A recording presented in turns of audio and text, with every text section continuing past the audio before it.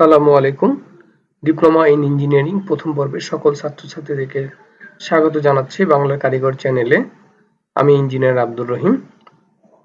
প্রিয় শিক্ষার্থীবৃন্দ, আমরা প্রথম পর্বের ম্যাথমেটিক্স 1 এর 9 নম্বর চ্যাপ্টার করছিলাম। আমরা এর আগে 3টি নিয়মের অঙ্ক শিখেছি, আজকে চতুর্থ নিয়মের অঙ্ক শিখব। তো চতুর্থ নিয়মের অঙ্কগুলো থাকবে এরকম।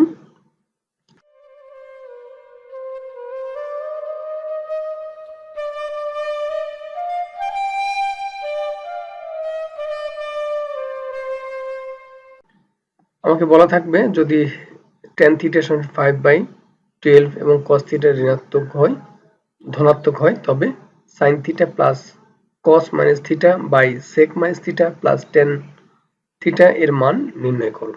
তো আমরা এই ধরনের অঙ্ক যদি থাকে, প্রথমে যে মানটা দেয়া আছে, যেমন tan θ 5/12 দেয়া আছে, এই মানটা আমরা লিখে নেব। এখন যে কাজটা করব, যেহেতু আমার tan এর মানটা জানা আছে, sin cos sec এর কোনো মান জানা নেই, এই মানগুলো আমাদেরকে বের করতে হবে। এখানে কিন্তু আরেকটা শর্ত বলা হয়েছে, সেটা হচ্ছে যে আমার cos θ টা ধনাত্মক হবে। তাহলে এই শর্তটা এবং tan θ এর মান এটা, এই দুটো শর্ত ঠিক রেখে আমাকে এই sin cos sec এর মানগুলো নির্ণয় করতে হবে। আর tan এর মান তো আমার দেয়া আছে। তো এই ক্ষেত্রে আমরা কি করব? এই ক্ষেত্রে প্রথমে আমরা আগে ত্রিভুজটা অঙ্কন করে নেব। আমরা জানি যে tan হচ্ছে লম্ব বাই ভূমি। তো এখানে লম্ব দেয়া আছে, tan θ দেয়া আছে কত? 5/12। আর আমরা জানি ত্রিভুজ এ বি সি, তো এ বি হচ্ছে লম্ব, এখানে লম্ব হচ্ছে 5 আর বিসি হচ্ছে ভূমি, ভূমি হচ্ছে কত? 12। আমরা পিথাগোরাসের সূত্র মোতাবেক জানি যে এসি স্কয়ার সমান হচ্ছে লম্ব স্কয়ার যোগ ভূমি স্কয়ার। তো এসির মান যদি বের করতে চাই তো উভয় পক্ষে রুট করতে হবে। তো রুট আর স্কয়ারে কাটা যাবে, থাকবে এসি, এখানে থাকবে √ab square plus BC square. তো এবি স্কয়ার কত? এবি হচ্ছে অর্থাৎ লম্ব স্কয়ার যোগ ভূমি স্কয়ার। তো লম্ব স্কয়ার 25, 5 × 5 = 25, 12 কে বর্গ করলে হয় 144, দুটো যোগ করলে হয় 169। 169 কে যদি আমরা রুট করি তাহলে পাওয়া যাবে 13। তার মানে হচ্ছে এই যে এটার মান হচ্ছে আমার 13। তো এখন দেখো যে আমার তিনটা বাহুর মানই আমরা জানতে পারলাম। তো তিনটা বাহুর মান যদি আমরা পাই, তাহলে আমরা বাকি যে মানগুলো আছে cos θ মান আমরা পাবো। cos θ মান কি বলছে? ধনাত্মক। সুতরাং cos θ হবে 12 cos মানে কি? ভূমি বাই অতিভুজ। তাহলে ভূমি হচ্ছে 12, অতিভুজ হচ্ছে 13। cos θ মানটা পেয়ে গেলাম। এরপর sec θ হচ্ছে sec θ cos θ উল্টা, সুতরাং হবে কত? 13/12, অর্থাৎ অতিভুজ বাই ভূমি। আবার যেহেতু cos θ এবং tan θ দুটোই ধনাত্মক, সুতরাং sin θ অবশ্যই কি হবে? sin θ টা হবে ধনাত্মক, সুতরাং sin θ হবে 5 এর, অর্থাৎ যে লম্ব বাই অতিভুজ, লম্ব 5, অতিভুজ হচ্ছে 13। এখন আমরা কি করব? এই যে এটার মান নির্ণয় করতে হবে, এটাকে আমরা লিখে ফেলবো। লিখে ফেলার পরে পরের লাইনে যে কাজটা করব, দেখো আমরা জানি sin θ সমান কি জানি? sin θ। আর cos - θ সমান শিখেছিলাম কি? cos θ। ঠিক sec θ সমান শিখেছিলাম sec - θ সমান হবে sec θ, এবং tan θ তো আমাদের এখানে দেয়া আছে। এখন আমরা এই লাইনের পরে এই লাইনটা লেখার পরে আমরা এখন এখানে মান বসাবো। sin θ মান হচ্ছে 5/13, 5/13 লিখলাম। cos θ মান হচ্ছে 12/13, cos θ মান 12/13, এখানে 12/13 লিখলাম। এবার sec θ মান হচ্ছে 13/12, সেটা লিখলাম। আর tan θ মান হচ্ছে 5/12, সেটা লিখে ফেললাম। এখন এটাকে লসাগু যদি করি, 13 তার লসাগু করলে 13 হয়। আর 13 কে ভাগ করলে আমরা 1 পাবো। 1 কে যদি 5 দ্বারা গুণ করি তাহলে 5 পাবো, প্লাস, হ্যাঁ, এরপরে হচ্ছে একইভাবে 13 দিয়ে 13 কে ভাগ করলে পাবো আমরা 1, 1 দিয়ে 12 কে গুণ করলে পাবো 12। সুতরাং উপরে পাচ্ছি আমরা 5 + 12/13, আর নিচে পাচ্ছি একইভাবে যদি আমরা লসাগু করি তাহলে পাবো আমরা 13 + 5/12। আমরা যদি যোগ করি পাবো আমরা 17, 5 আর 12 যদি যোগ করি তাহলে পাবো 17/13, আর নিচে পাবো হচ্ছে 18/12। এখন আমি যদি এটাকে গুণন মানে ভাগ আকারে সেটাকে যদি গুণ করতে চাই তাহলে নিচের এটা উল্টে যাবে, হবে 17/13 গুণন 12টা উপরে চলে যাবে, 18টা নিচে আসবে, 12/18 হবে। এখন এই 12/18, এখন আমরা যদি এখানে কাটাকাটি করি, দেখো এখানে 3, 6, 18 হয়, 3, 6, 18, আর এখানে হচ্ছে আমরা 6 দিয়ে কাটতে পারি, 6 2 12, আর এখানে 3, 6, 18। এরপরে কি হচ্ছে তাহলে 3 13 39 আর 17 2 34। এটাই হচ্ছে আমার অ্যান্সার। এই ধরনের অঙ্ক যেগুলো রয়েছে আমাদের বইয়ে সেগুলো হচ্ছে উদাহরণ 14 এবং 16। আমি তো 16 করেই দিলাম তোমাদের, তোমরা উদাহরণ 14টা করবা, প্লাস উদাহরণ অনুশীলনী সংক্ষিপ্তের 6, 7 এবং 8 এটা একই রকম নিয়ম। তো আমরা বাসায় এগুলো প্র্যাকটিস করব। তার আগে আমি যে অঙ্কটা করে দিলাম সেটা তোমরা করবা। তো আসসালামু আলাইকুম, প্রিয় ডিপ্লোমা ইন ইঞ্জিনিয়ারিং এর প্রথম পর্বের সকল ছাত্রছাত্রীদেরকে স্বাগত জানাচ্ছি। আমি ইঞ্জিনিয়ার আব্দুর রহিম। প্রিয় শিক্ষার্থীবৃন্দ, আমরা ম্যাথমেটিক্স 1 এর নবম অধ্যায়ের আমরা অঙ্ক করছিলাম। আমরা এর আগে 4টি নিয়মের অঙ্ক শিখেছি, এখন আমরা পঞ্চম নিয়মের অঙ্ক করব। তো পঞ্চম নিয়মের অঙ্কগুলো থাকবে মান নির্ণয় বা সমাধান করতে বলবে কিংবা প্রমাণ করতে বলবে। তো আমরা যেমন এখানে একটা উদাহরণ আমরা 17 নম্বর অঙ্কটা দেখিয়েছি। এখানে বলা হয়েছে যে tan theta minus √3 cos theta minus sin theta plus √3 সমান 0। এখানে শর্ত বলে দেয়া আছে যে থিটার মান হবে 0 থেকে বড়, 360 ডিগ্রি চাইতে ছোট।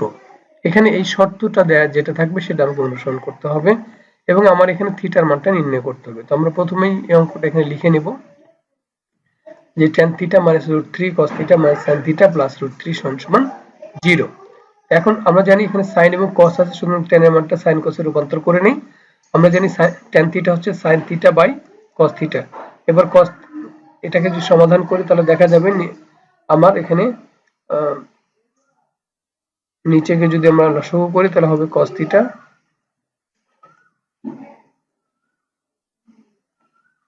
আর cos থিটা দিয়ে cos থিটাকে ভাগ করলে 1 হবে, 1 দিয়ে sin থিটাকে গুণ করলে হবে sin থিটা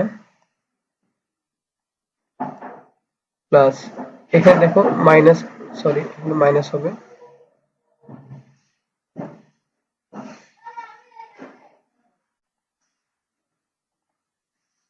মাইনাস, এখানে কিছু নেই মানে 1 আছে, 1 দিয়ে cos থিটাকে যদি ভাগ করি তাহলে আমরা cos থিটা পাবো, cos থিটা দিয়ে যদি এটাকে গুণ করি পাবো হচ্ছে √3 cos স্কয়ার থিটা থিটা। তারপরে হচ্ছে মাইনাস রয়েছে, আবার এর নিচে কিছু নেই মানে 1 রয়েছে, 1 দিয়ে যদি cos থিটাকে ভাগ করি পাবো আমরা 1 cos থিটা, cos থিটা যদি sin থিটাকে গুণ করি পাবো sin theta cos theta, sin theta এবং cos থিটা। এরপর হচ্ছে প্লাস, এর নিচে কিছু নেই মানে 1 আছে, আমরা 1 দিয়ে যদি cos থিটাকে ভাগ করি পাবো আমরা cos থিটা, cos থিটা যদি √3 কে গুণ করি পাবো √3 cos থিটা, আর সমান সমান ছিল কত 0। এখন এই cos থিটাকে যদি ডান পাশে পার করে দিই 0 দ্বারা গুণ করলে 0 হয়ে যাবে, বাম পাশে থাকবে শুধু sin theta √3 cos square theta minus sin theta cos theta plus √3 cos theta সমান 0। এখন আমরা দেখতে পাচ্ছি sin রয়েছে, এখানে এখানে sin cos রয়েছে, এখানে √3 cos square theta √3 cos theta.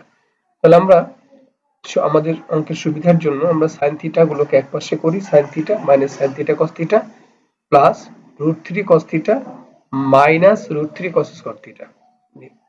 এখন আমি যদি এখান থেকে sin থিটাকে কমন নিই হবে 1 মাইনাস cos থিটা, এখান থেকে যদি আমি √3 cos থিটাকে কমন নিই পাবো 1 মাইনাস cos থিটা। তাহলে আমরা দেখলাম যে আমরা এখানে মূলগুলো মান সমান পেলাম। এখন sine theta plus √3 cos theta, sine theta plus √3 cos theta, আর ভিতরে ছিল কি 1 minus cos theta, 1 minus cos theta. আমরা গুণ আকারে এটা পেয়ে গেলাম।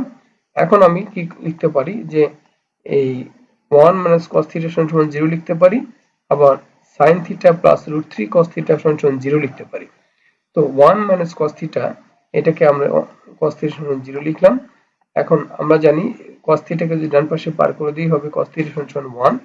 এরপর cos থিটা সমান আমরা জানি cos 0 ডিগ্রি মান হচ্ছে 1, সুতরাং আমরা লিখতে পারি cos 0 ডিগ্রি 1 সমান cos 0 ডিগ্রি, তাহলে cos থিটা সমান cos 0 ডিগ্রি হলো, তাহলে থিটা সমান 0 ডিগ্রি হচ্ছে। বাট আমাকে শর্তে বলা আছে যে আমার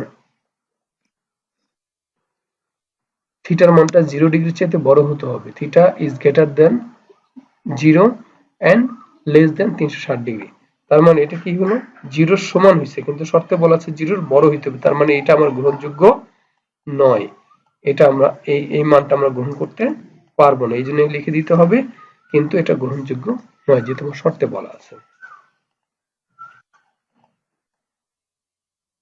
আচ্ছা, এবার আমরা আর যে বাকি অংশ যেটা রয়েছে সেটা হচ্ছে তোমার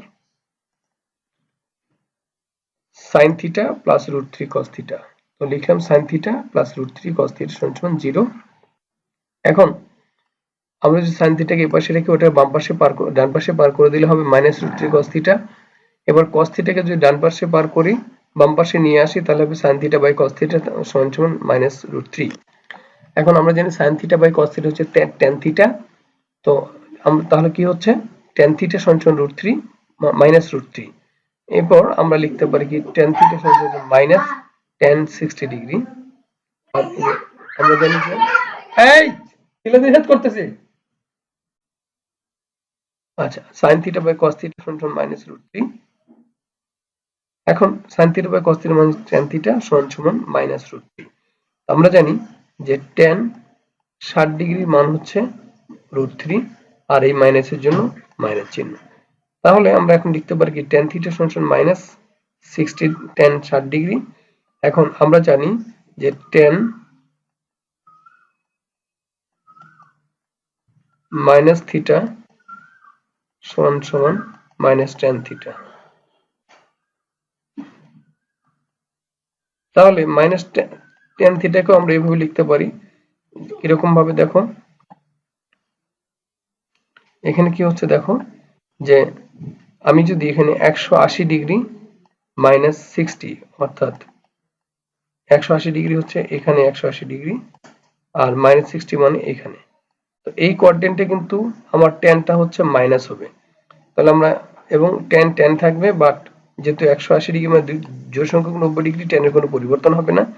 এবং যেহেতু দ্বিতীয় কোয়াড্রেন্টে তার ট্যানটা হয়ে যাবে মাইনাস, সুতরাং এখানে কি হচ্ছে যে ট্যান 180 ডিগ্রি -60 ডিগ্রি, এটাকে এই -tan 60 ডিগ্রিকে আমরা ট্যান 180 ডিগ্রি -60 ডিগ্রি এভাবে লিখতে পারি। এখন আমরা 180 থেকে যদি 60 বাদ দিয়ে হবে 120 ডিগ্রি, অর্থাৎ কি হচ্ছে তাহলে tan থিটা সমান পাচ্ছি tan 120 ডিগ্রি, সুতরাং থিটা সমান 120 ডিগ্রি। এটা হচ্ছে আমার অ্যান্সার। এটা গেল একটা। এখন আরেকটা হচ্ছে আমরা একটা মান পেলাম যেটা মানটা 0 এর চাইতে বড়, 360 ডিগ্রি চাইতে ছোট।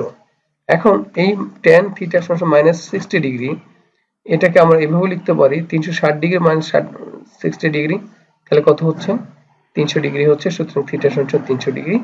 অর্থাৎ নির্ণেয় সমাধান হবে থিটা সমান 120 ডিগ্রি এবং 300 ডিগ্রি।